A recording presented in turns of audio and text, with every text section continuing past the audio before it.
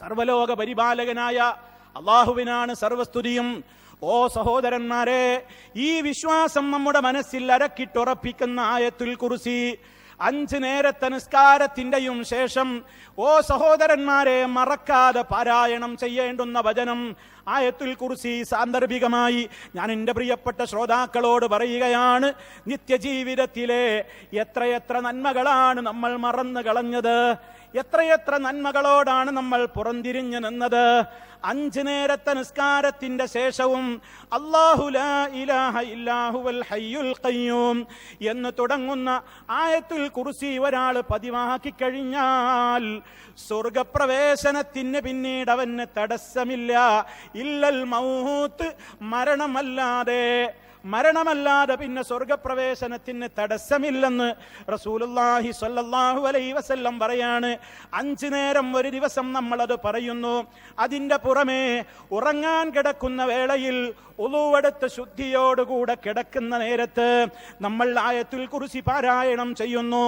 ഇങ്ങനെ ഒരു ദിവസം ചുരുങ്ങിയത് 6 നേരമെങ്കിലും 6 പ്രാവശ്യമെങ്കിലും നമ്മെക്കൊണ്ട് പറയിപ്പിക്കുന്ന ഈ ആയത്തുൽ കുർസിയുടെ ഇത്രത്തോളം അതിന് മഹത്വമുണ്ടാകാൻ എന്താണ് കാരണമെന്നോ, സർവലോക പരിപാലകനായ റബ്ബിനെ കുറിച്ചുള്ള യഥാർത്ഥത്തിലുള്ള ഈമാനിലേക്ക് വെളിച്ചം വീശുകയാണ് ആ ആയത്ത്.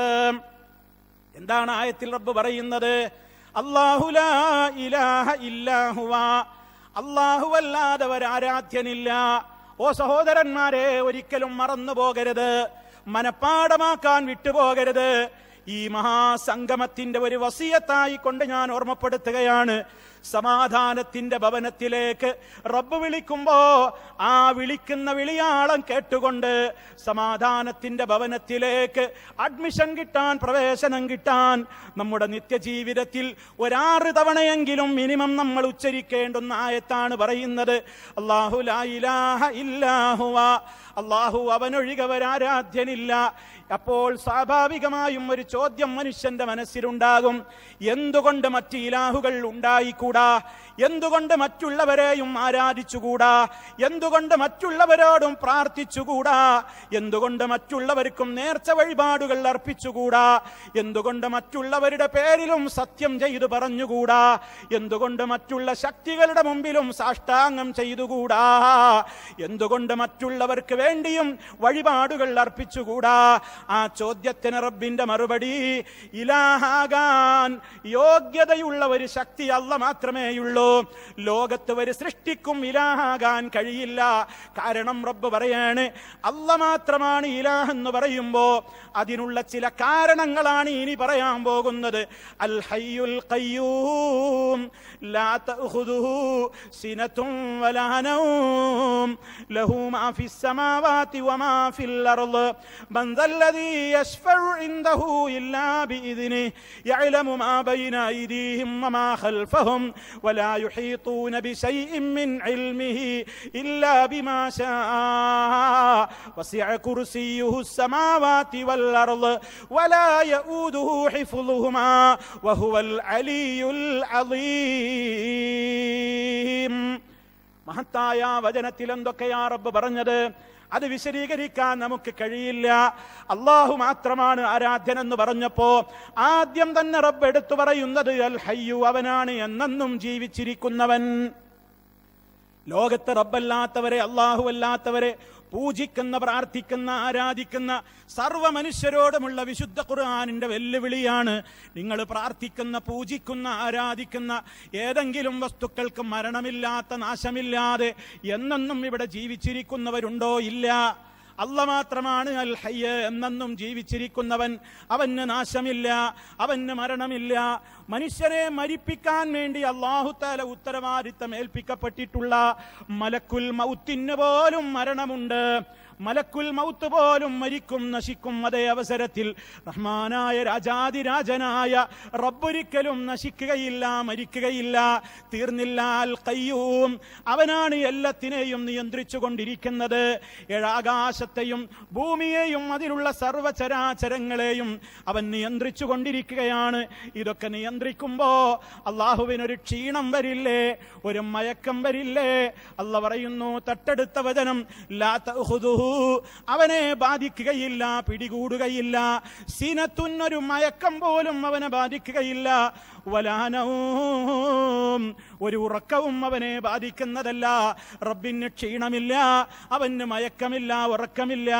ആകാശലോകത്തെ പ്രപഞ്ചത്തെ മുഴുവനും നോക്കി സംവിധാനിക്കുന്ന നാഥന് ഒരിക്കലും അവയുടെ സംരക്ഷണം ഒരു പ്രയാസമല്ല. അവനൊരു മടുപ്പുമില്ല. ആകാശഭൂമികളിലുള്ള മുഴുവനും അവൻ്റേതാണ്. ഇങ്ങനെ റബ്ബ് എത്രയാണ് അവനെ വർണ്ണിച്ചത്. അവനാണെല്ലാം കേൾക്കുന്നവൻ, അവനാണെല്ലാം കാണുന്നവൻ, അവനാണ് എല്ലാം അറിയുന്നവൻ, അവനാണ് എല്ലാത്തിനും കഴിവുള്ളവൻ. ഈ രൂപത്തിലുള്ള ഗുണങ്ങളൊക്കെ ലോകത്ത് ആർക്കെങ്കിലും ഉണ്ടോ?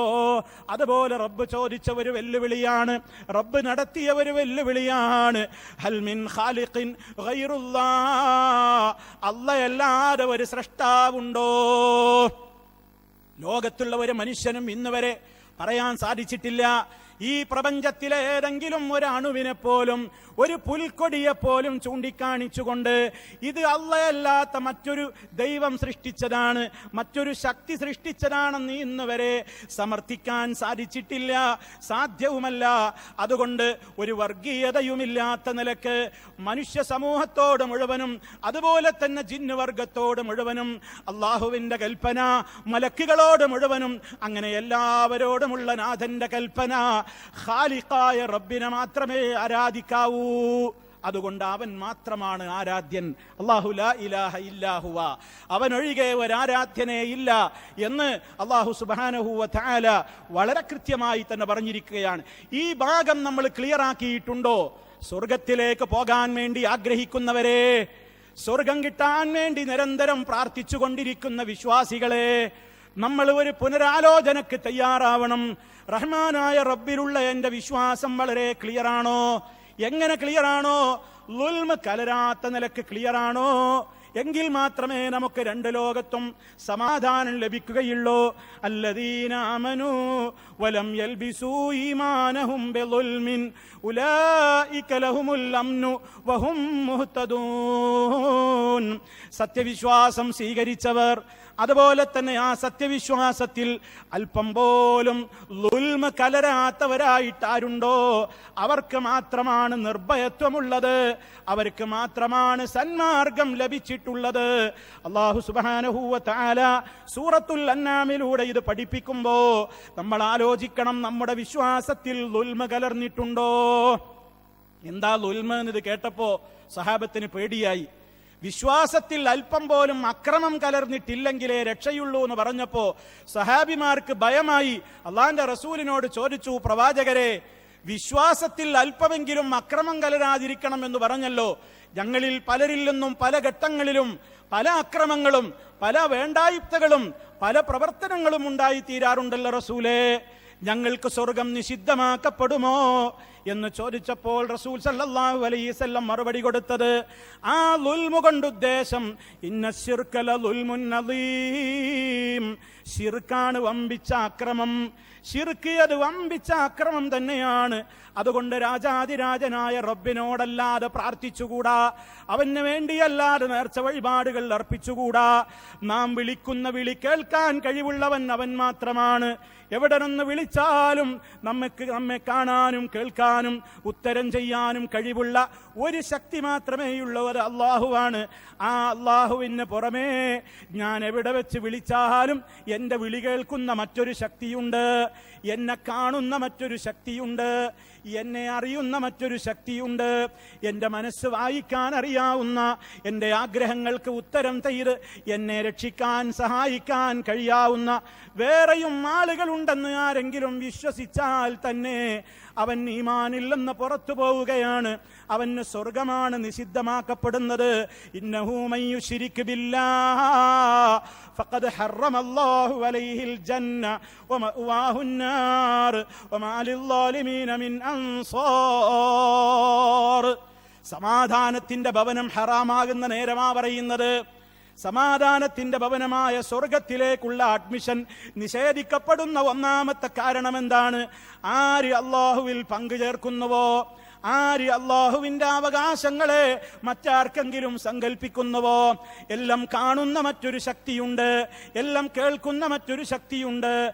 അങ്ങനെ ആ വിശ്വാസത്തോടുകൂടി റബ്ബല്ലാത്തവരെ വിളിച്ചു പ്രാർത്ഥിക്കുകയും അതുപോലെ തന്നെ അവർക്ക് നേർച്ച വഴിപാടുകൾ അർപ്പിക്കുകയും അവയുടെ മുമ്പിൽ സാഷ്ടാംഗം ചെയ്യുകയും അവരോട് സങ്കടങ്ങൾ പറയുകയും ചെയ്യുന്ന ആരൊക്കെയുണ്ടോ, അള്ളാഹുവിൽ പങ്കുചേർക്കുന്ന പ്രവർത്തനം ആരുടെ ഭാഗത്ത് നിന്ന് ഏത് അളവിൽ ഉണ്ടായി കഴിഞ്ഞാലും ഫഖദ് ഹറമല്ലാഹു അലൈഹിൽ ജന്ന, സ്വർഗം അള്ളാഹു അവന്റെ മേൽ നിഷിദ്ധമാക്കി.